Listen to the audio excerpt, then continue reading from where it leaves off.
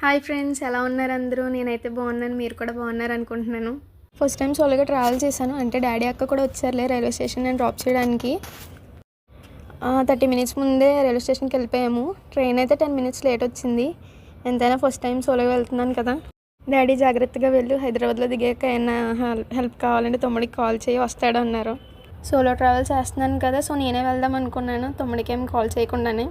Train అయితే ఎక్కాను, అంతా బాగానే ఉంది. కానీ నాకు ఆర్ఏసీ సీట్ వచ్చింది. నేను 1 వీక్ ముందే బుక్ చేశాను, బట్ కన్ఫర్మ్ అవుతుందేమో, ఫుల్ సీట్ వస్తుందేమో అనుకున్నాను. లాస్ట్ మినిట్ వరకు చూశాను, బట్ ఏం కన్ఫర్మ్ అవ్వలేదు, ఆర్ఏసీలోనే ఉంది. సర్లే ఎక్కాక టీసీని రిక్వెస్ట్ చేద్దాము అనుకున్నాను. సీట్ ఖాళీ ఉంటే కొంచెం చూడమని అని అడుగుదాం అనుకున్నాను. ఎక్కాక అడిగాను, బట్ చాలా ఫుల్ అయిపోయింది, ఖాళీ లేదన్నారు.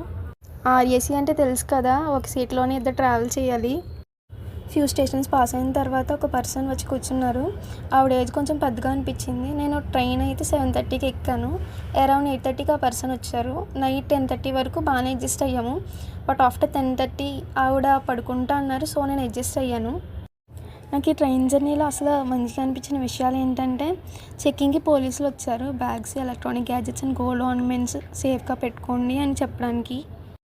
నిజం చెప్పాలంటే కొంచెం భయంగానే అనిపించింది. అరౌండ్ 5:30కి హైదరాబాద్ రీచ్ అయ్యాను. తర్వాత క్యాబ్ బుక్ చేసుకొని హాస్టల్కి